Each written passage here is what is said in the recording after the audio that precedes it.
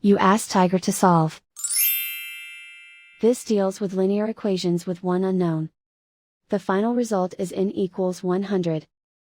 Let's solve it step by step. Group all constants on the right side of the equation.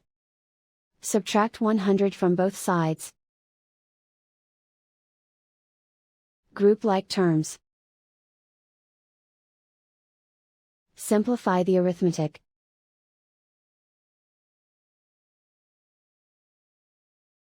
Convert the n into a positive number. Multiply both sides by -1.